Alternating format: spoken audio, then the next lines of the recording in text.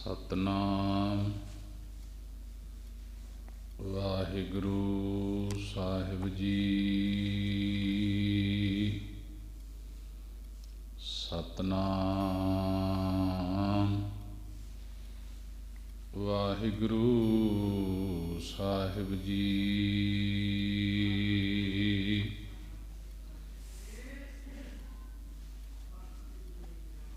ਪੂਰਾ ਪ੍ਰਭ ਅਰਾਧਿਆ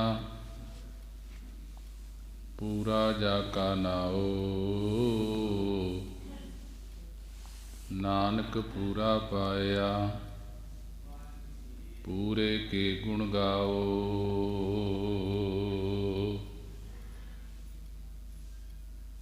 ਧਰ ਜੀਅਰੇ ਕਟੇਕ ਤੂੰ ਲਾਹੇ ਵਡਾਨੀ ਆਸ,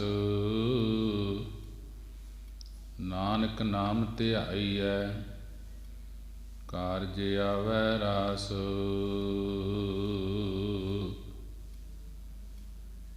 ਜੇ ਤੂੰ ਤੁਠਾ ਕਿਰਪਾ ਨਿਧਾਨ, ਨਾ ਦੂਜਾ ਵੇਖਾਲ। ਏਹਾ ਪਾਈ ਮੂੰਹ ਦਾਤੜੀ, ਨਿਤ ਹਿਰਦੈ ਰੱਖਾਂ ਸੰਭਾਲ। ਬਾਣੀ ਗੁਰੂ ਗੁਰੂ ਹੈ ਬਾਣੀ, ਵਿੱਚ ਬਾਣੀ ਅੰਮ੍ਰਿਤ ਸਾਰੇ। ਗੁਰਬਾਣੀ ਕਹੈ ਸੇਵਕ ਜਨ ਮਾਨੈ, ਪਰਤਖ ਗੁਰੂ ਨਿਸਤਾਰੇ। ਸਤਨਾਮ ਵਾਹਿਗੁਰੂ ਸਾਹਿਬ ਜੀ। ਗੌੜੀ ਗੁਆਰੇਰੀ ਮਹੱਲਾ ਤੀਜਾ। ਮਨਮੁਖ ਸੂਤਾ ਮਾਇਆ ਮੋਹਿ ਪਿਆਰ, ਗੁਰਮੁਖ ਜਾਗੇ ਗੁਣ ਵਿਚਾਰ।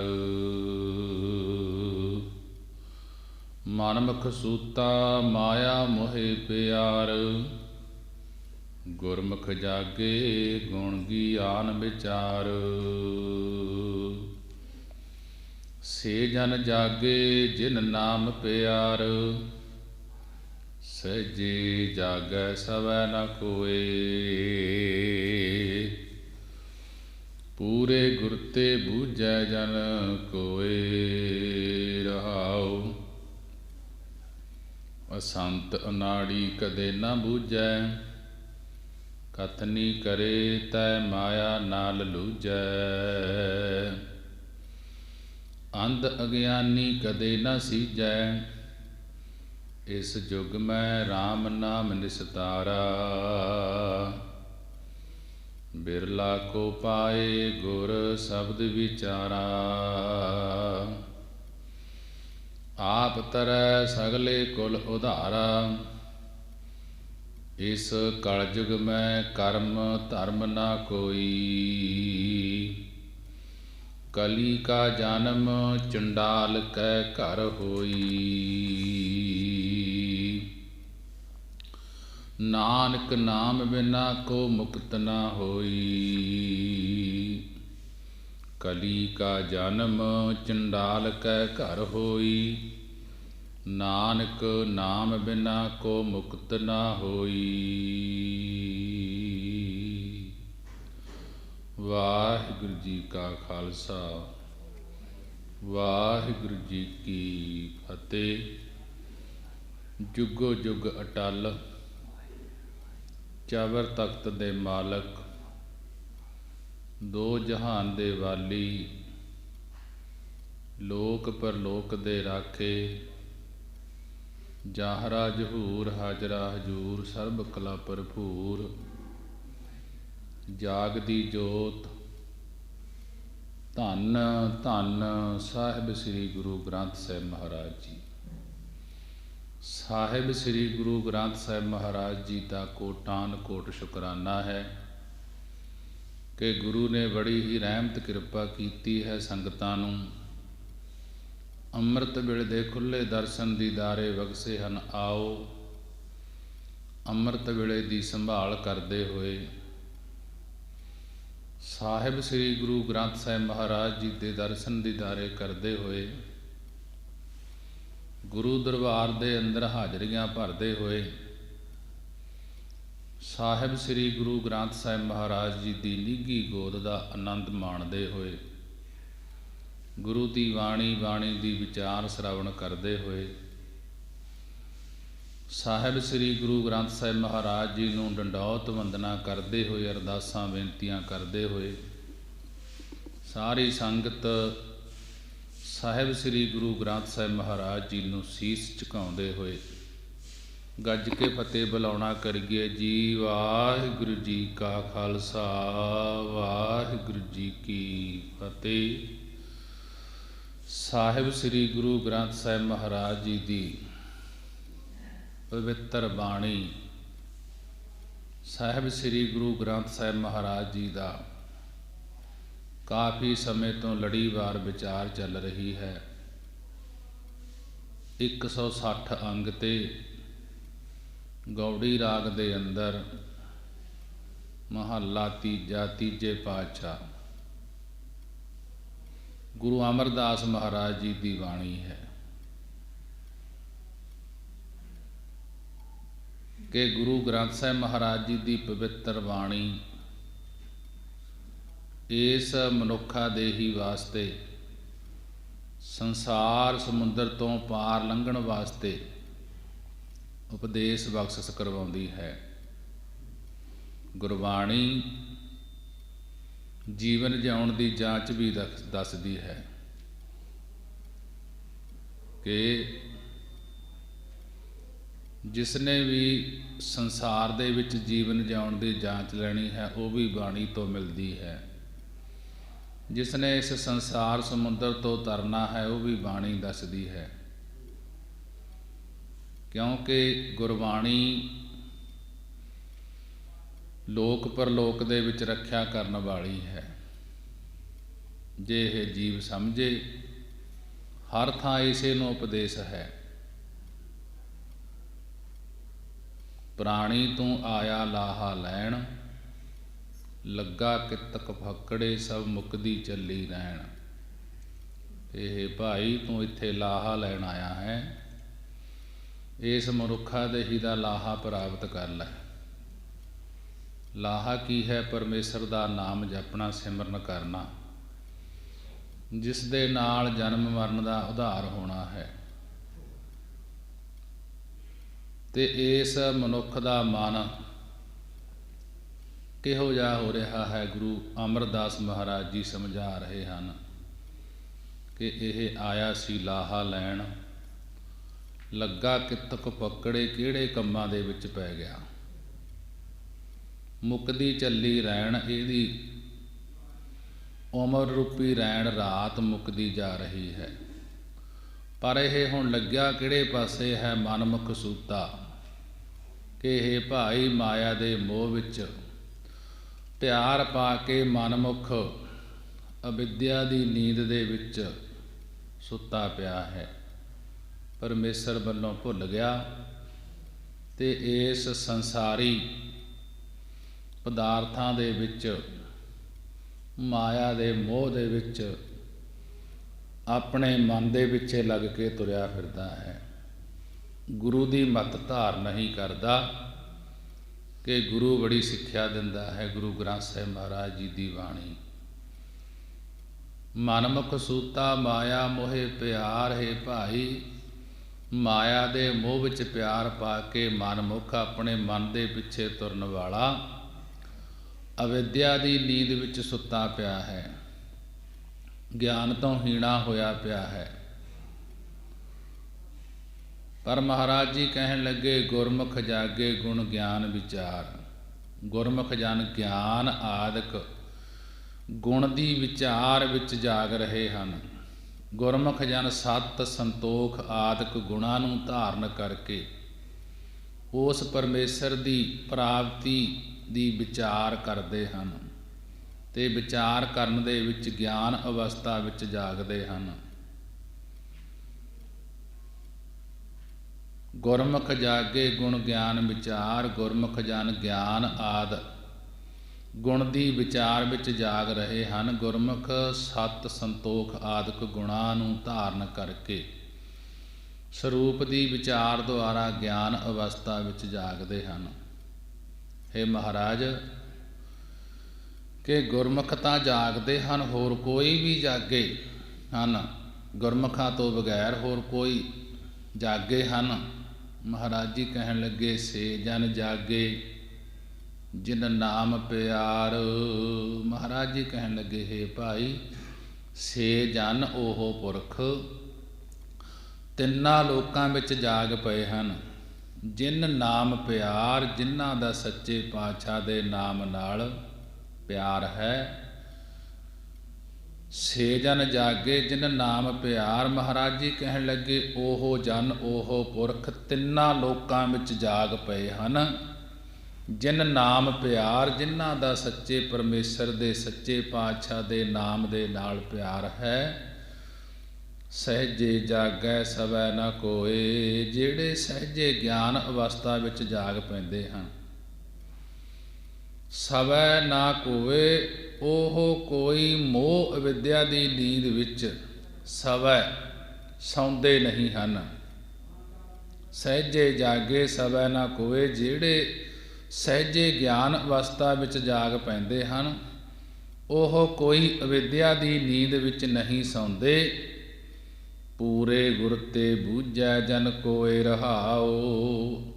ਪੂਰੇ ਸਤਿਗੁਰਾਂ ਦੀ ਸਿੱਖਿਆ ਤੋਂ, ਸਾਹਿਬ ਸ੍ਰੀ ਗੁਰੂ ਗ੍ਰੰਥ ਸਾਹਿਬ ਮਹਾਰਾਜ ਜੀ ਦੀ ਸਿੱਖਿਆ ਤੋਂ ਇਸ ਭੇਦ ਨੂੰ ਕੋਈ ਬਿਰਲਾ ਪੁਰਸ਼ ਹੀ ਬੁੱਝਦਾ ਹੈ, ਸਮਝਦਾ ਹੈ।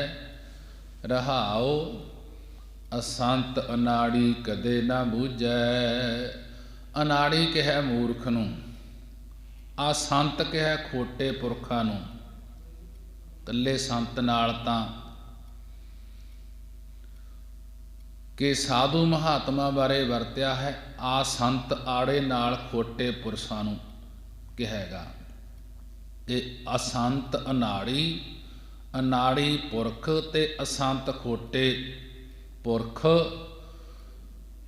ਕਿ ਦਵੈਤ ਦੇ ਆੜੀ, ਦਵੈਤ ਦੇ ਸੰਗੀ ਪੁਰਖਾਂ ਨੂੰ ਕਦਾਚਿਤ ਵੀ ਕਦੇ ਵੀ ਪਰਮਾਰਥ ਦੀ ਸਮਝ ਨਹੀਂ ਪੈਂਦੀ। ਅਸੰਤ ਅਨਾੜੀ ਕਦੇ ਨਾ ਬੂਝੈ। ਅਨਾੜੀ ਮੂਰਖ ਤੇ ਅਸੰਤ ਖੋਟੇ ਪੁਰਖਾਂ, ਖੋਟੇ ਪੁਰਖਾਂ ਦੇ ਆੜੀ, ਜਿਹੜੇ ਖੋਟੇ ਪੁਰਖਾਂ ਦੇ ਸੰਗੀ ਹਨ, ਉਹਨਾਂ ਨੂੰ ਕਦੇ ਵੀ ਪਰਮਾਰਥ ਦੀ, ਪਰਮੇਸ਼ਰ ਦੀ ਸਮਝ ਨਹੀਂ ਪੈਂਦੀ। ਜਿਨ੍ਹਾਂ ਦੀ ਆੜੀ ਖੋਟੇ ਪੁਰਖਾਂ ਨਾਲ ਹੈ, ਖੋਟਿਆਂ ਨੇ ਖੋਟੀਆਂ ਹੀ ਗੱਲਾਂ ਸਮਝਾਉਣੀਆਂ ਹਨ। ਮਹਾਰਾਜ ਜੀ ਕਹਿਣ ਲੱਗੇ, ਅਸੰਤ ਅਨਾੜੀ ਕਦੇ ਨਾ ਬੂਝੈ। ਅਨਾੜੀ ਮੂਰਖ ਤੇ ਅਸੰਤ ਖੋਟੇ ਪੁਰਖ, ਤੇ ਖੋਟੇ ਪੁਰਖਾਂ ਦੇ ਆੜੀ ਦਵੈਤ ਭਾਵ ਵਾਲੇ ਜੋ ਪੁਰਸ਼ ਹਨ, ਕਦੇ ਵੀ ਪਰਮੇਸ਼ਰ ਦੀ, ਪਰਮਾਰਥ ਦੀ ਸਮਝ ਨਹੀਂ ਪੈਂਦੀ। ਕਥਨੀ ਕਰੇ ਤੈ ਮਾਇਆ ਨਾਲ ਲੂਝੈ। ਉਹ ਵਿਖਾਵੇ ਦੀਆਂ ਗੱਲਾਂ ਤਾਂ ਕਥਨੀ ਕਥਨ ਕਰਦੇ ਹਨ। ਜਿਹੜੇ ਖੋਟੇ ਪੁਰਖਾਂ ਦੇ ਆੜੀ ਹਨ, ਸੰਗੀ ਹਨ, ਉਹ ਵਿਖਾਵੇ ਦੀਆਂ ਗੱਲਾਂ ਤਾਂ ਕਥਨ ਕਰਦੇ ਹਨ, ਪਰਮਾਰਥ ਦੀਆਂ ਗੱਲਾਂ ਤਾਂ ਕਥਨ ਕਰਦੇ ਹਨ, ਪਰਮੇਸ਼ਰ ਦੇ ਮਿਲਣ ਦੀਆਂ ਗੱਲਾਂ ਤਾਂ ਕਥਨ ਕਰਦੇ ਹਨ। ਤੈ ਮਾਇਆ ਨਾਲ ਲੂਝੈ, ਤੈ ਅਤੇ ਮਾਇਆ ਵਾਸਤੇ ਲੋਕਾਂ ਨਾਲ ਲੂਝਦੇ ਹਨ, ਝਗੜਦੇ ਹਨ, ਪਰ ਉਹ ਉਹਨਾਂ ਨੂੰ ਕਦਾਚਿਤ ਵੀ ਪਰਮਾਰਥ ਦੀ ਸਮਝ ਨਹੀਂ ਹੁੰਦੀ। ਅੰਧ ਅਗਿਆਨੀ ਕਦੇ ਨਾ ਸੀਝੈ। ਮਨ ਬੁੱਧ ਨੇਤਰਾਂ ਵਿੱਚ ਵਿਚਾਰ ਰੂਪੀ ਨਿਗਾਹ ਤੋਂ ਹੀਣੇ ਅੰਧ, ਅੰਨੇ ਅਗਿਆਨੀ ਗਿਆਨ ਤੋਂ ਹੀਣੇ ਪੁਰਖ ਕਦਾਚਿਤ ਕਦੇ ਵੀ ਮੁਕਤ ਨਹੀਂ ਹੋ ਸਕਦੇ। ਅੰਧ ਅਗਿਆਨੀ ਕਦੇ ਨਾ ਸੀਝੈ। ਮਨ ਬੁੱਧ ਰੂਪ ਨੇਤਰਾਂ ਵਿੱਚ ਵਿਹਾਰ ਰੂਪੀ ਨਿਗਾਹ ਤੋਂ ਹੀਣੇ ਅੰਨੇ ਅਗਿਆਨੀ ਗਿਆਨ ਤੋਂ ਹੀਣੇ ਪੁਰਖ ਕਦੇ ਕਦਾਚਿਤ ਵੀ ਮੁਕਤ ਨਹੀਂ ਹੋ ਸਕਦੇ। ਇਸ ਯੁਗ ਮੈਂ RAM ਨਾਮ ਨਿਸਤਾਰਾ। ਮਹਾਰਾਜ ਜੀ ਕਹਿਣ ਲੱਗੇ, ਹੇ ਭਾਈ, ਇਸ ਯੁੱਗ ਦੇ ਵਿੱਚ, ਇਸ ਸੰਸਾਰ ਦੇ ਵਿੱਚ, ਕਾਲਯੁਗ ਦੇ ਵਿੱਚ ਪਰਮੇਸ਼ਰ ਦਾ ਨਾਮ ਜਪ ਕੇ ਹੀ ਨਿਸਤਾਰਾ ਤਰਨਾ ਹੁੰਦਾ ਹੈ। ਇਸ ਯੁੱਗ ਮੈਂ ਰਾਮ ਨਾਮ ਨਿਸਤਾਰਾ, ਹੇ ਭਾਈ, ਕਿ ਇਸ ਸੰਸਾਰ ਦੇ ਵਿੱਚ ਜਾਂ ਕਲਯੁਗ ਦੇ ਵਿੱਚ ਪਰਮੇਸ਼ਰ ਦਾ ਨਾਮ ਜਪ ਕੇ ਹੀ ਨਿਸਤਾਰਾ ਤਰਨਾ ਹੁੰਦਾ ਹੈ। ਪਰ ਤਰਦਾ ਕੌਣ ਹੈ? ਬਿਰਲਾ ਕੋ ਪਾਏ ਗੁਰ ਸ਼ਬਦ ਵਿਚਾਰਾ। ਗੁਰਾਂ ਦੇ ਸ਼ਬਦ, ਗੁਰਾਂ ਦੇ ਉਪਦੇਸ਼ ਦੀ ਵਿਚਾਰ ਦੁਆਰਾ ਕੋਈ ਬਿਰਲਾ ਟਾਵਾਂ ਹੀ ਪਰਮੇਸ਼ਰ ਦੇ ਨਾਮ ਨੂੰ ਪਾਉਂਦਾ ਹੈ। ਇਸ ਯੁੱਗ ਮੈਂ ਰਾਮ ਨਾਮ ਨਿਸਤਾਰਾ, ਬਿਰਲਾ ਕੋ ਪਾਏ ਗੁਰ ਸ਼ਬਦ ਵਿਚਾਰਾ। ਹੈ ਭਾਈ, ਇਸ ਸੰਸਾਰ ਵਿੱਚ, ਕਲਯੁਗ ਵਿੱਚ ਪਰਮੇਸ਼ਰ ਦਾ ਨਾਮ ਜਪ ਕੇ ਹੀ ਤਰਨਾ ਹੁੰਦਾ ਹੈ ਕਿ ਗੁਰਾਂ ਦੇ ਉਪਦੇਸ਼ ਦੀ ਵਿਚਾਰ ਦੁਆਰਾ ਕੋਈ ਬਿਰਲਾ, ਕੋਈ ਟਾਵਾਂ ਹੀ ਪਰਮੇਸ਼ਰ ਦੇ ਨਾਮ ਨੂੰ ਪਾਉਂਦਾ ਹੈ। ਕੋਟਨ ਮੈਂ ਕੋ ਨਾਰਾਇਣ ਜੇ ਚੀਤ, ਕਿ ਜਿਨ੍ਹਾਂ ਦੇ ਚਿੱਤ ਵਿੱਚ ਪਰਮੇਸ਼ਰ ਵਸਦਾ ਹੈ ਉਹ ਕਰੋੜਾਂ ਦੇ ਵਿੱਚੋਂ ਕੋਈ ਬਿਰਲੇ ਹੀ ਹਨ। ਹੈਣ ਬਿਰਲੇ ਨਹੀਂ ਘਨੇਰੇ, ਫੈਲ ਫੱਕੜ ਸੰਸਾਰ। ਕਿ ਉਹ ਹੈਣ ਬਿਰਲੇ, ਕੋਈ ਬਿਰਲੇ ਬਿਰਲੇ ਹੀ ਹਨ। ਹੈਣ ਬਿਰਲੇ ਕਿ ਸੰਸਾਰ ਫੈਲ ਫੱਕੜ ਹੋਰ ਹੀ ਗੱਲਾਂ ਦੇ ਵਿੱਚ, ਹੋਰ ਹੀ ਵਿਚਾਰਾਂ ਦੇ ਵਿੱਚ ਤੁਰਿਆ ਫਿਰਦਾ ਹੈ। ਹੈਣ ਬਿਰਲੇ ਨਹੀਂ ਘਨੇਰੇ, ਬਹੁਤੇ ਨਹੀਂ ਹੈਗੇ, ਕਿ ਥੋੜ੍ਹੇ ਹੀ ਹਨ ਜਿਨ੍ਹਾਂ ਦੇ ਚਿੱਤ ਵਿੱਚ ਪਰਮੇਸ਼ਰ ਦਾ ਨਾਮ ਵਸਿਆ ਹੋਇਆ ਹੈ। ਆਪ ਤਰੈ ਸਗਲੇ ਕੁਲ ਉਧਾਰਾ। ਉਹ ਆਪ ਵੀ ਤਰ ਜਾਂਦਾ ਹੈ। ਜਿਸ ਦੇ ਹਿਰਦੇ ਤੇ ਪਰਮੇਸ਼ਰ ਦਾ ਨਾਮ ਵਸਿਆ ਹੋਇਆ ਹੈ ਕਿ ਉਹ ਆਪ ਵੀ ਤਰ ਜਾਂਦਾ ਹੈ। ਆਪ ਤਰੈ, ਉਹ ਆਪ ਵੀ ਤਰ ਜਾਂਦਾ ਹੈ। ਸਗਲੇ ਕੁਲ ਉਧਾਰਾ, ਆਪਣੀਆਂ ਸਗਲੇ ਸਾਰੀਆਂ ਕੁਲਾਂ ਜੋ ਬੇਗਤ ਹੋਈਆਂ ਹਨ ਉਹਨਾਂ ਦਾ ਵੀ ਨਾਮ ਦੇ ਪ੍ਰਤਾਪ ਕਰਕੇ ਉਧਾਰ ਕਰ ਲੈਂਦਾ ਹੈ। ਕਿ ਜਿਹੜਾ ਗੁਰਾਂ ਦੇ ਉਪਦੇਸ਼ ਦੀ ਵਿਚਾਰ ਦੁਆਰਾ ਪਰਮੇਸ਼ਰ ਦੇ ਨਾਮ ਨੂੰ ਪਾਉਂਦਾ ਹੈ ਉਹ ਆਪ ਵੀ ਤਰ ਜਾਂਦਾ ਹੈ ਤੇ ਆਪਣੀਆਂ ਸਾਰੀਆਂ ਕੁਲਾਂ ਜੋ ਬੇਗਤ ਹੋਈਆਂ ਹਨ ਉਹਨਾਂ ਦਾ ਵੀ ਨਾਮ ਦੇ ਪ੍ਰਤਾਪ ਕਰਕੇ ਉਧਾਰ ਕਰ ਲੈਂਦਾ ਹੈ। ਇਸ ਕਲਯੁਗ ਮੈਂ ਕਰਮ ਧਰਮ ਨਾ ਕੋਈ, ਕਲੀ ਕਾ ਜਨਮ ਚੰਡਾਲ ਕੈ ਘਰ ਹੋਈ। ਰਾਮ ਨਾਮ ਬਿਨਾ ਕੋ ਮੁਕਤ ਨਾ ਹੋਈ। ਮਹਾਰਾਜ ਜੀ ਨੇ ਅਖੀਰਲੀਆਂ ਪੰਗਤੀਆਂ ਦੇ ਵਿੱਚ ਤਤ ਸਿਧਾਂਤ ਸਮਝਾ ਦਿੱਤਾ ਹੈ ਕਿ ਜਿਹੜੇ ਨਾਮ ਤੋਂ ਵਾਂਝੇ ਰਹਿ ਜਾਂਦੇ ਹਨ, ਮਹਾਰਾਜ ਜੀ ਕਥਨ ਕਰਦੇ ਹਨ, ਇਸ ਕਲਯੁਗ ਮੈਂ ਕਰਮ ਧਰਮ ਨਾ ਕੋਈ। ਕਿ ਇਸ ਕਲਯੁਗ ਦੇ ਵਿੱਚ ਕੋਈ ਨਹੀਂ ਫਲਦੇ। ਇਸ ਕਲਯੁਗ ਵਿੱਚ ਪਰਮੇਸ਼ਰ ਨੂੰ ਮਿਲਣ ਵਾਲੇ ਕੋਈ ਕਰਮ ਧਰਮ ਨਹੀਂ ਕਰਦਾ। ਕਰਮ ਧਰਮ ਮਹਾਰਾਜ ਕਿਉਂ ਨਹੀਂ ਕਰਦਾ? ਕਹਿਣ ਲੱਗੇ ਕਲੀ ਕਾ ਜਨਮ ਚੰਡਾਲ ਕੈ ਘਰ ਹੋਈ। ਕਿ ਕਲੀ ਕਾ, ਕਲਯੁਗ ਦੇ ਜੀਵਾਂ ਦਾ ਜਨਮ ਕ੍ਰੋਧ ਰੂਪੀ ਚੰਡਾਲ ਦੇ ਘਰ ਹੋਇਆ ਹੈ। ਇਸੇ ਕਰਕੇ ਕਲਯੁਗ ਵਿੱਚ ਪਰਮੇਸ਼ਰ ਨੂੰ ਮਿਲਣ ਵਾਲੇ ਕੋਈ ਕਰਮ ਧਰਮ ਨਹੀਂ ਕਰਦੇ। ਕਿ ਕਲਯੁਗ ਦੇ ਜੀਵਾਂ ਦਾ ਜਨਮ ਕ੍ਰੋਧ ਰੂਪੀ ਚੰਡਾਲ ਦੇ ਘਰ ਹੋਇਆ ਹੈ। ਅਰਥਾਤ ਕ੍ਰੋਧ ਵਾਲੇ ਹਿਰਦੇ ਵਿੱਚ ਹੀ ਸਾਰੇ ਔਗਣ ਹੁੰਦੇ ਹਨ। ਕਲਯੁਗ ਵਿੱਚ ਸਾਰੇ ਜੀਵ ਕ੍ਰੋਧ ਵਾਲੇ ਹਨ। ਭਾਵ ਕਲਯੁਗ ਵਿੱਚ ਕ੍ਰੋਧਤ ਵਿਕਾਰਾਂ ਦੀ ਬਹੁਲਤਾ ਹੈ। ਭਾਵੇਂ ਤਾਕਤ ਕੋਈ ਨਹੀਂ, ਪਰ ਕ੍ਰੋਧ ਵਿੱਚ ਕਿਸੇ ਨੂੰ ਬੁਰਾ ਕਹਿਣਾ, ਦੁੱਖ ਦੇਣਾ, ਨਾਸ ਕਰ ਦੇਣਾ, ਕਿਸੇ ਨੂੰ ਮਾਰ ਦੇਣਾ ਆਦਿਕ ਬੁਰੇ ਵਚਨ ਕਹਿੰਦੇ ਹਨ। ਇਉਂ ਕਲਯੁਗੀ ਜੀਵਾਂ ਦਾ ਜੋ ਜਨਮ ਹੈ ਉਹ ਕ੍ਰੋਧ ਰੂਪੀ ਚੰਡਾਲ ਦੇ ਘਰ ਹੋਇਆ ਹੈ। ਮਹਾਰਾਜ ਜੀ ਕਥਨ ਕਰਦੇ ਹਨ ਕਿ ਇਸੇ ਪ੍ਰਕਾਰ ਉਪਰੋਕਤ ਤੁਕ ਦੇ ਅਰਥ ਨੂੰ ਸੰਪਰਦਾਇ ਗਿਆਨੀ ਇੱਕ ਹੋਰ ਸੌਖੇ ਜਿਹੇ ਪੁਰਾਤਨ ਵਿਚਾਰ ਅਨੁਸਾਰ ਇੱਕ ਛੋਟੀ ਜਿਹੀ ਸਾਖੀ ਦੁਆਰਾ ਖੋਲ੍ਹਦੇ ਹਨ ਕਿ ਕਲੀ ਕਾ ਜਨਮ ਚੰਡਾਲ ਕੈ ਘਰ ਹੋਈ, ਕਿ ਉਹ ਇਸ ਪ੍ਰਕਾਰ ਇਸ ਸਾਖੀ ਦੁਆਰਾ ਸਮਝਾਉਂਦੇ ਹਨ ਕਿ ਪੁਰਾਤਨ ਵਿਚਾਰਧਾਰਾ ਅਨੁਸਾਰ ਕਿਹਾ ਜਾਂਦਾ ਹੈ ਕਿ ਕਲਯੁਗ ਦਾ ਜਨਮ ਸੂਦਰਾਂ ਦੇ ਘਰ ਹੋਣਾ ਸੀ। ਕਲਯੁਗ ਦਾ ਜਨਮ ਸੂਦਰਾਂ ਦੇ ਘਰ ਹੋਣਾ ਸੀ, ਲੇਕਿਨ ਚੰਡਾਲਾਂ ਦੇ ਘਰ ਹੋ ਗਿਆ। ਜਿਵੇਂ ਕਿ ਸਤਯੁਗ ਅੰਦਰ ਬ੍ਰਾਹਮਣ ਸੁਭਾਅ ਦੀ ਬਹੁਲਤਾ ਸੀ, ਤ੍ਰੇਤੇ ਵਿੱਚ ਖੱਤਰੀ ਸੁਭਾਅ ਦੀ ਬਹੁਲਤਾ ਮੰਨੀ ਹੈ, ਦੁਆਪਰ ਵਿੱਚ ਬੈਸ ਸੁਭਾਅ ਦੀ ਬਹੁਲਤਾ ਮੰਨੀ ਹੈ, ਕਲਯੁਗ ਵਿੱਚ ਸ਼ੂਦਰ ਸੁਭਾਅ ਦੀ ਬਹੁਲਤਾ ਮੰਨੀ ਹੈ। ਪਰੰਤੂ ਚੰਡਾਲ ਸੁਭਾਅ ਦੀ ਬਹੁਲਤਾ ਹੋ ਚੁੱਕੀ ਹੈ ਕਲਯੁਗ ਦੇ ਵਿੱਚ। ਸੋ ਇਸ ਕਰਕੇ ਕਲਯੁਗ ਦਾ ਜਨਮ ਚੰਡਾਲ ਦੇ ਘਰ ਵਿੱਚ ਹੋਇਆ ਹੈ। ਚੰਡਾਲ ਦੇ ਘਰ ਕਿਹਾ ਹੈ ਕਿਉਂਕਿ ਚੰਡਾਲਾਂ ਦਾ ਕੰਮ ਪਸ਼ੂਆਂ ਦੀ ਖੱਲ ਉਤਾਰਨਾ ਜਾਂ ਜੀਵਾਂ ਦਾ ਕਤਲ ਕਰਨਾ, ਫਾਹੇ ਦੇਣਾ, ਜਿਹੜਾ ਫਾਂਸੀਆਂ ਦਿੰਦਾ ਹੈ ਉਹਨੂੰ ਕੀ ਕਹੇ? ਚੰਡਾਲ। ਇਸੇ ਪ੍ਰਕਾਰ ਵਿਭਾਂਡਵ ਰਿਸ਼ੀ ਦੀ ਵਿਚਾਰ ਆਉਂਦੀ ਹੈ ਕਿ ਵਿਭਾਂਡਵ ਰਿਸ਼ੀ ਸਮਾਧੀ ਵਿੱਚ ਲੀਨ ਸੀ। ਇਸ ਨੂੰ ਰਾਜੇ ਨੇ ਚੋਰ ਸਮਝ ਕੇ, ਵਿਭਾਂਡਵ ਰਿਸ਼ੀ ਸਮਾਧੀ ਵਿੱਚ ਲੀਨ ਸੀ, ਸਮਾਧੀ ਲੱਗੀ ਹੋਈ ਸੀ, ਤੇ ਇਸ ਵਿਭਾਂਡਵ ਰਿਸ਼ੀ ਨੂੰ ਰਾਜੇ ਨੇ ਚੋਰ ਸਮਝ ਕੇ ਸੂਲੀ ਤੇ ਟੰਗ ਦਿੱਤਾ।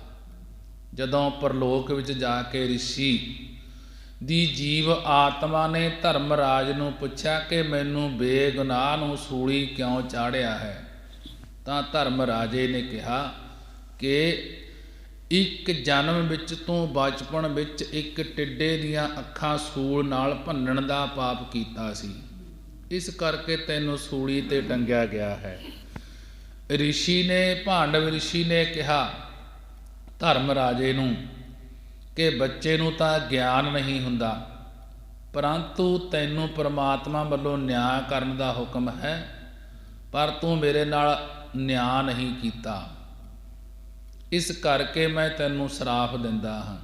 ਤਾਂ ਧਰਮਰਾਜੇ ਨੇ ਕਿਹਾ ਕਿ ਹੇ ਰਿਸ਼ੀ, ਜੇਕਰ ਸਰਾਪ ਦੇਣ ਲੱਗਿਆ ਹੈ ਤਾਂ ਤੂੰ ਮੈਨੂੰ 3 ਸਰਾਪ ਨਾ ਦੇਈਂ।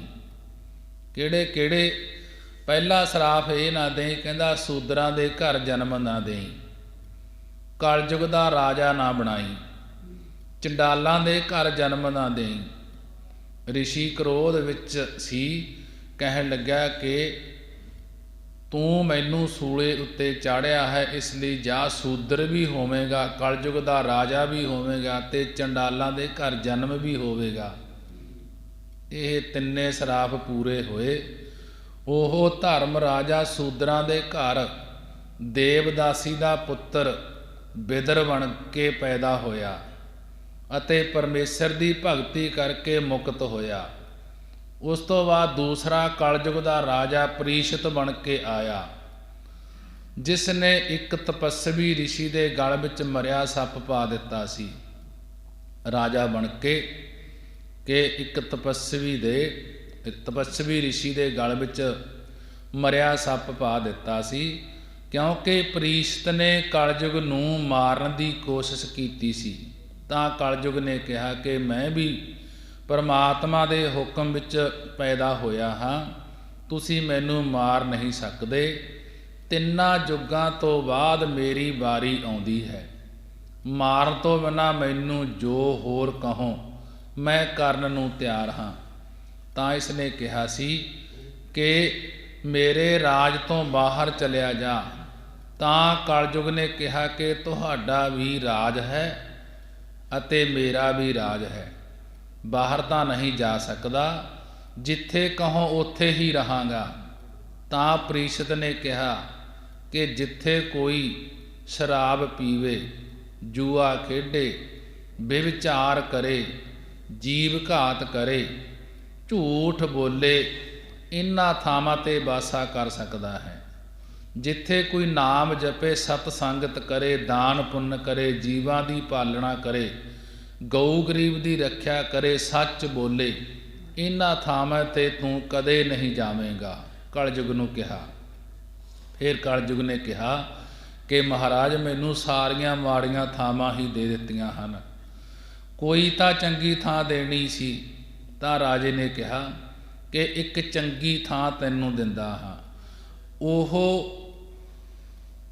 ਥਾਂ 8 ਧਾਤਾਂ ਵਿੱਚੋਂ ਸਭ ਤੋਂ ਕੀਮਤੀ ਧਾਤ ਸੋਨਾ ਹੈ। ਤੇਰਾ ਵਾਸਾ ਸੋਨੇ ਵਿੱਚ ਹੋਵੇਗਾ। ਰਾਜੇ ਨੂੰ ਇਹ ਚੇਤਾ ਨਾ ਰਿਹਾ ਕਿ ਮੇਰੀ ਕਲਗੀ ਵੀ ਸੋਨੇ ਦੀ ਹੈ। ਇਸ ਕਰਕੇ ਸੋਨਾ ਪਹਿਨਣ ਨਾਲ ਰਾਜੇ ਦੀ ਬੁੱਧੀ ਭ੍ਰਿਸ਼ਟ ਹੋ ਗਈ।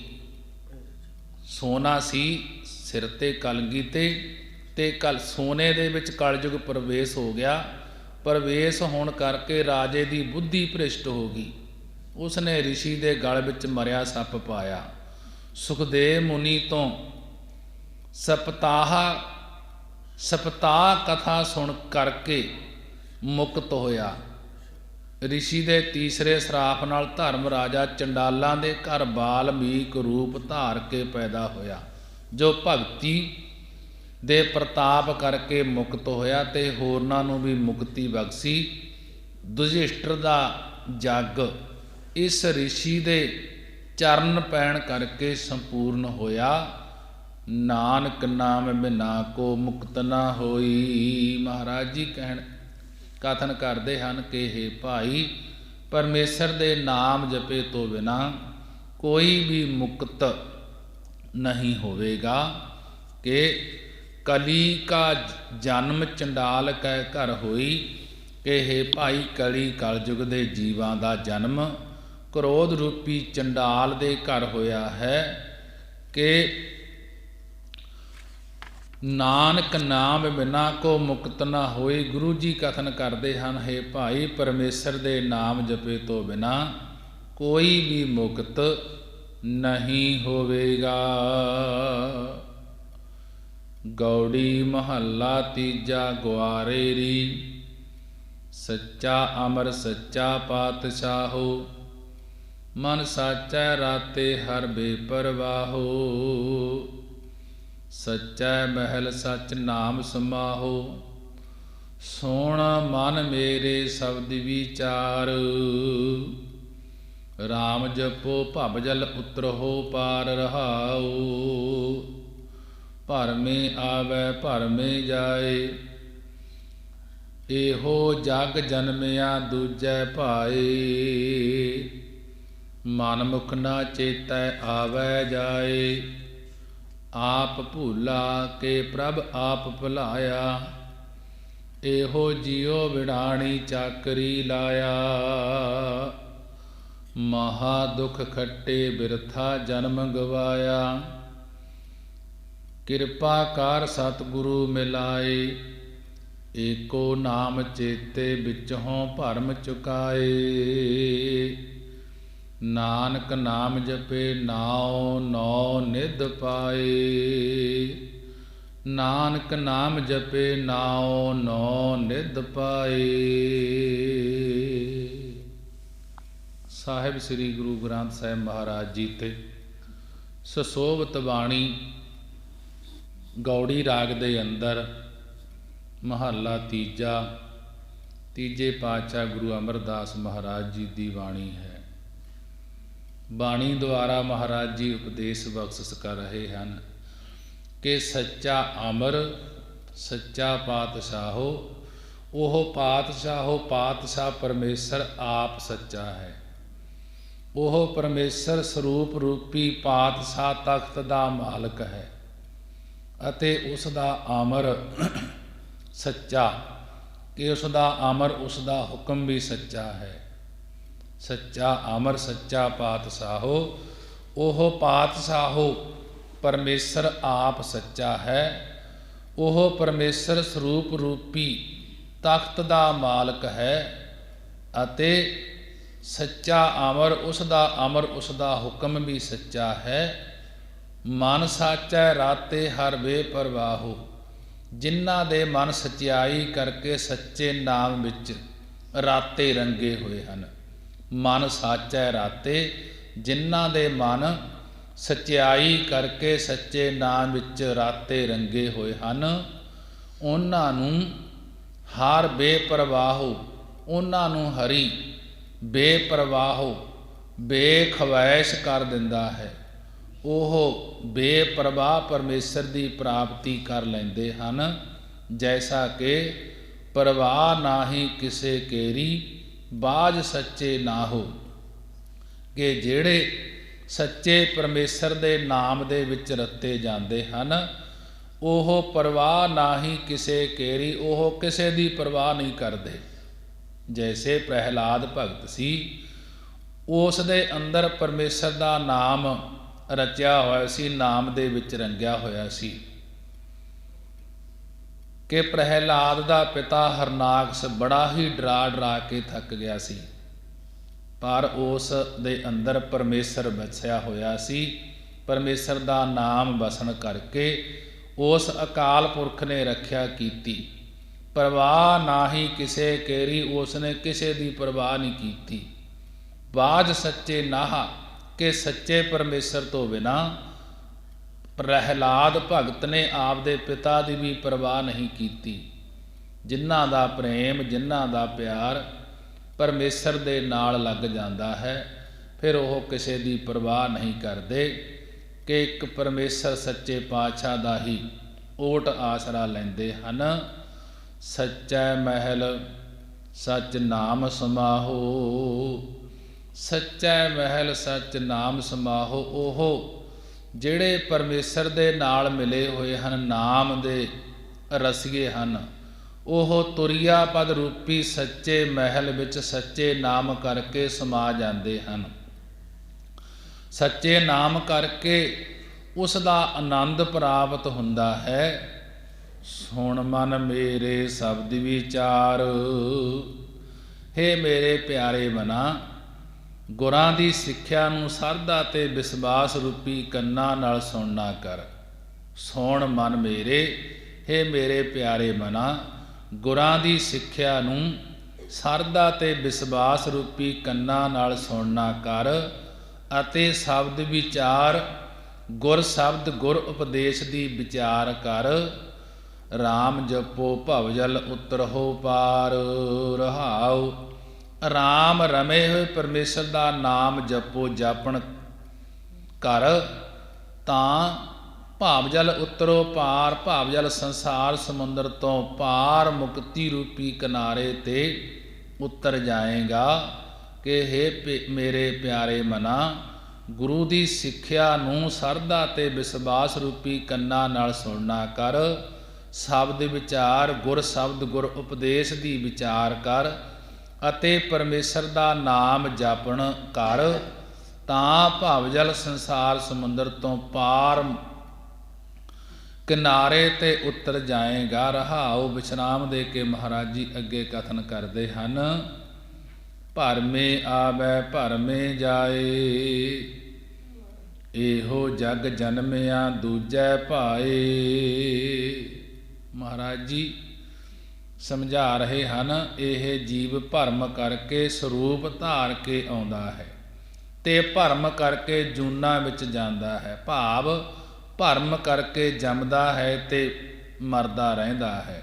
ਭਰਮੇ ਆਵੈ ਭਰਮੇ ਜਾਏ, ਇਹ ਜੀਵ ਭਰਮ ਕਰਕੇ ਸਰੂਪ ਧਾਰ ਕੇ ਆਉਂਦਾ ਹੈ ਤੇ ਭਰਮ ਕਰਕੇ ਜੂਨਾਂ ਵਿੱਚ ਜਾਂਦਾ ਹੈ। ਭਾਵ ਭਰਮ ਕਰਕੇ ਜੰਮਦਾ ਤੇ ਮਰਦਾ ਰਹਿੰਦਾ ਹੈ, ਕਿਉਂਕਿ ਇਹੋ ਜਗ ਜਨਮਿਆ ਦੂਜੈ ਭਾਏ। ਦੂਜਾ ਭਾਏ ਦਵੈਤ ਭਾਵ ਕਰਕੇ, ਦਵੈਤ ਭਾਵ ਕਰਕੇ ਹੀ ਇਹ ਜਗ, ਇਹ ਸੰਸਾਰ ਜਨਮਿਆ ਹੈ। ਮਨਮੁਖ ਨਾ ਚੇਤੇ ਆਵੈ ਜਾਏ, ਕਿ ਮਨਮੁਖ ਜੀਵ ਵਾਹਿਗੁਰੂ ਦਾ ਚਿੰਤਨ ਨਹੀਂ ਕਰਦੇ, ਚੇਤੇ ਨਹੀਂ ਕਰਦੇ। ਇਸੇ ਕਰਕੇ ਜਨਮ ਧਾਰ ਕੇ ਆਵੈ ਜਾਏ, ਆਉਂਦੇ ਜਾਂਦੇ ਰਹਿੰਦੇ ਹਨ। ਕਿ ਆਉਂਦੇ ਤੇ ਮਰ ਕੇ ਜਾਂਦੇ ਹਨ, ਭਾਵ ਜੰਮਦੇ ਮਰਦੇ ਰਹਿੰਦੇ ਹਨ। ਆਪ ਭੁੱਲਾ ਕੇ ਪ੍ਰਭ ਆਪ ਭੁਲਾਇਆ, ਆਪ ਭੁੱਲਾ ਕੇ ਪ੍ਰਭ ਆਪ ਭੁਲਾਇਆ। ਕਿ ਪ੍ਰਾਸ਼ਨ ਰੂਪ ਪੰਗਤੀਆਂ ਹਨ। ਇਹ ਜੀਵ ਸੇਵਾ ਸਿਮਰਨ ਵੱਲੋਂ ਆਪ ਭੁੱਲ ਗਿਆ ਹੈ। ਆਪ ਭੁੱਲਾ ਕਿ ਇਹ ਜੀਵ ਸੇਵਾ ਸਿਮਰਨ ਵੱਲੋਂ ਆਪ ਭੁੱਲ ਗਿਆ ਹੈ, ਕਿਉਂਕਿ ਪ੍ਰਭ ਅਕਾਲ ਪੁਰਖ ਨੇ ਇਸ ਨੂੰ ਆਪ ਭੁਲਾਇਆ ਹੈ। ਕਿ ਪ੍ਰਭ ਆਪ ਭੁਲਾਇਆ ਕਿ ਅਕਾਲ ਪੁਰਖ ਨੇ ਇਸ ਨੂੰ ਆਪ ਭੁਲਾਇਆ ਹੈ। ਮਹਾਰਾਜ ਜੀ ਕਹਿਣ ਲੱਗੇ, ਹੈ ਭਾਈ, ਇਹ ਅਵਿਦਿਆ ਦੇ ਪ੍ਰਤਾਪ ਕਰਕੇ, ਔਗਣਾ ਕਰਕੇ ਆਪ ਹੀ ਭੁੱਲਿਆ ਹੋਇਆ ਹੈ। ਇਸ ਦੇ ਵਿੱਚ ਔਗਣ ਹੀ ਇੰਨੇ ਹਨ ਕਿ ਔਗਣਾ ਕਰਕੇ ਇਹ ਭੁੱਲਿਆ ਹੈ। ਜੇ ਪ੍ਰਭੂ ਨੇ ਆਪ ਭੁਲਾਇਆ ਹੈ ਤਾਂ ਵੀ ਇਸ ਦੀ ਕਰਨੀ ਕਰਕੇ ਭੁਲਾਇਆ ਹੈ। ਪ੍ਰਭੂ ਕਰਮਾਂ ਅਨੁਸਾਰ ਫਲ ਦਿੰਦਾ ਹੈ। ਜਿਹੋ ਜਿਹੇ ਜੀਵ ਕਰਮ ਕਰਦਾ ਹੈ ਉਹੋ ਜਿਹੇ ਹੀ ਫਲ ਪ੍ਰਾਪਤ ਕਰਦਾ ਹੈ। ਪਰਮੇਸ਼ਰ ਨੇ ਆਪ ਨਹੀਂ ਭੁਲਾਇਆ, ਇਸ ਦੇ ਕਰਮਾਂ ਕਰਕੇ ਭੁਲਾਇਆ ਹੈ। ਜੇਕਰ ਆਪ ਭੁੱਲਿਆ ਹੈ ਤਾਂ ਵੀ ਮਨ ਮਤ ਕਰਕੇ ਹੀ ਭੁੱਲਿਆ ਹੈ। ਹੇ ਮਹਾਰਾਜ, ਇਸ ਦੀ ਕਰਨੀ ਕੀ ਹੈ ਫਿਰ? ਮਹਾਰਾਜ ਜੀ ਕਹਿਣ ਲੱਗੇ, ਇਹੋ ਜੀਓ ਬਿਡਾਣੀ ਚਾਕਰੀ ਲਾਇਆ, ਇਹੋ ਜੀਓ ਬਿਡਾਣੀ ਚਾਕਰੀ ਲਾਇਆ। ਇਸ ਜੀਓ ਜੀਵ ਨੇ ਵਾਹਿਗੁਰੂ ਪਰਮੇਸ਼ਰ ਨੂੰ ਛੱਡ ਕੇ ਬਿਡਾਣੀ ਪਰਾਈ, ਅਰਥਾਤ ਹੋਰਨਾਂ ਦੀ ਚਾਕਰੀ, ਹੋਰਨਾਂ ਦੀ ਨੌਕਰੀ ਵਿੱਚ ਆਪਣਾ ਮਨ ਲਾਇਆ ਹੋਇਆ ਹੈ। ਭਾਵ ਦੇਵੀ ਦੇਵਤਿਆਂ ਦੀ ਉਪਾਸਨਾ ਵਿੱਚ ਇਹ ਲੱਗਿਆ ਹੋਇਆ ਹੈ। ਉਹਨਾਂ ਦੀ ਨੌਕਰੀ ਚਾਕਰੀ ਕਰ ਲਿਆ ਹੈ ਕਿ ਖਸਮ ਛੋੜ ਦੂਜੈ ਲੱਗੇ, ਡੂਬੇ ਸੇ ਮੰਝਾਰਿਆ। ਖਸਮ ਪਰਮੇਸ਼ਰ ਨੂੰ ਛੱਡ ਕੇ ਦੂਜੇ ਲੱਗੇ ਕਿ ਦਵੈਤ ਭਾਵ ਵਿੱਚ ਲੱਗਿਆ ਹੈ, ਦੇਵੀ ਦੇਵਤਿਆਂ ਦੀ ਉਪਾਸਨਾ ਵਿੱਚ ਲੱਗਿਆ ਹੋਇਆ ਹੈ। ਕਿ ਇਸੇ ਕਰਕੇ ਡੂਬੇ ਸੇ ਬਣਜਾਰਿਆ, ਆਇਆ ਸੀ ਬਣਜ ਕਰਨ। ਤੇ ਇੱਥੇ ਨਾਮ ਨੂੰ ਛੱਡ ਕੇ ਹੋਰ ਹੀ ਕੁਝ ਇਕੱਠਾ ਕਰਦਾ ਰਿਹਾ, ਇਸੇ ਕਰਕੇ ਇਹ ਡੁੱਬ ਗਿਆ। ਮਹਾ ਦੁੱਖ ਖੱਟੇ ਬਿਰਥਾ ਜਨਮ ਗਵਾਇਆ, ਇਉਂ ਮਹਾ ਬੜੇ ਭਾਰੀ ਜੰਮਣ ਮਰਨ ਦੇ ਦੁੱਖ ਹੀ ਖੱਟੀ ਨੂੰ ਖੱਟਦੇ ਹਨ, ਜਿਸ ਕਰਕੇ ਮਨੁੱਖਾ ਜਨਮ ਔਗਣਾ ਵਿੱਚ ਲਗਾ ਕੇ ਬੇਅਰਥ ਹੀ ਗਵਾ ਲੈਂਦੇ ਹਨ। ਮਹਾ ਦੁੱਖ ਖੱਟੇ, ਇਉਂ ਮਹਾ ਬੜੇ ਭਾਰੀ ਜੰਮਣ ਮਰਨ ਦੇ ਦੁੱਖ ਦੀ ਖੱਟੀ ਨੂੰ ਖੱਟਦੇ ਹਨ। ਅਤੇ ਬਿਰਥਾ ਜਨਮ ਗਵਾਇਆ, ਜਿਸ ਕਰਕੇ ਮਨੁੱਖਾ ਜਨਮ ਔਗਣਾ ਵਿੱਚ ਲਗਾ ਕੇ ਬੇਅਰਥ ਹੀ ਗਵਾ ਲੈਂਦੇ ਹਨ।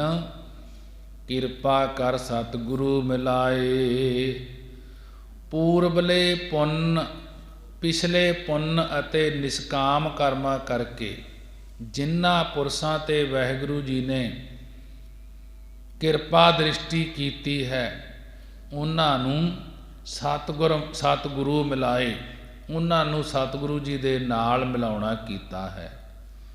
ਕਿਰਪਾ ਕਰ ਸਤਿਗੁਰੂ ਮਿਲਾਏ, ਪੂਰਬਲੇ ਪੁੰਨ ਪਿਛਲੇ ਪੁੰਨ ਅਤੇ ਨਿਸ਼ਕਾਮ ਕਰਮਾਂ ਕਰਕੇ ਜਿਨ੍ਹਾਂ ਪੁਰਸ਼ਾਂ ਤੇ ਵਾਹਿਗੁਰੂ ਜੀ ਨੇ ਕਿਰਪਾ ਦ੍ਰਿਸ਼ਟੀ ਕੀਤੀ ਹੈ, ਉਹਨਾਂ ਨੇ ਸਤਿਗੁਰੂ ਜੀ ਦੇ ਨਾਲ ਮਿਲਾਉਣਾ ਕੀਤਾ ਹੈ।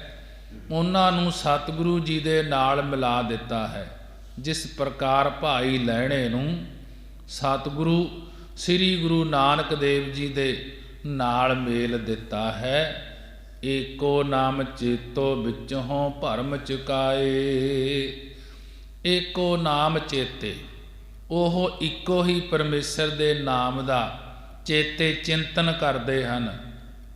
ਜਿਨ੍ਹਾਂ ਪੁਰਖਾਂ ਤੇ ਪਰਮੇਸ਼ਰ ਨੇ ਦਇਆ ਦ੍ਰਿਸ਼ਟੀ ਕਰਕੇ ਵਾਹਿਗੁਰੂ ਨਾਲ ਮਿਲਾਉਣਾ ਕੀਤਾ ਹੈ ਅਤੇ ਵਿੱਚੋਂ ਭਰਮ ਚੁਕਾਏ, ਆਪਣੇ ਹਿਰਦੇ ਵਿੱਚੋਂ ਭਰਮ ਚੁਕਾ ਦਿੱਤੇ ਹਨ। ਉਹ ਇੱਕੋ ਹੀ ਪਰਮੇਸ਼ਰ ਦੇ ਨਾਮ ਦਾ ਚਿੰਤਨ ਕਰਦੇ ਹਨ, ਜਿਨ੍ਹਾਂ ਪੁਰਖਾਂ 'ਤੇ ਪਰਮੇਸ਼ਰ ਨੇ ਕਿਰਪਾ ਦ੍ਰਿਸ਼ਟੀ ਕਰਕੇ ਸਤਿਗੁਰੂ ਨਾਲ ਮਿਲਾਉਣਾ ਕੀਤਾ ਹੈ ਤੇ ਆਪਣੇ ਹਿਰਦੇ ਵਿੱਚੋਂ ਭਰਮ ਚੁਕਾ ਦਿੱਤਾ ਹੈ। ਨਾਨਕ ਨਾਮ ਜਪੇ ਨਾਉ ਨਾਵ, ਨਾਨਕ ਨਾਮ ਜਪੇ ਨਾਉ ਨੌ ਨਿਧ ਪਾਏ। ਗੁਰੂ ਜੀ ਕਥਨ ਕਰਦੇ ਹਨ ਕਿ ਇਉਂ ਨਾਮ ਦੇ ਜਪਣੇ ਕਰਕੇ ਉਹ ਨਾਉ ਦੁਆਰਾ 9 ਨਿਧੀਆਂ ਦੇ ਦੇਣ ਵਾਲੇ ਪਰਮੇਸ਼ਰ ਨੂੰ ਪਾ ਲੈਂਦੇ ਹਨ।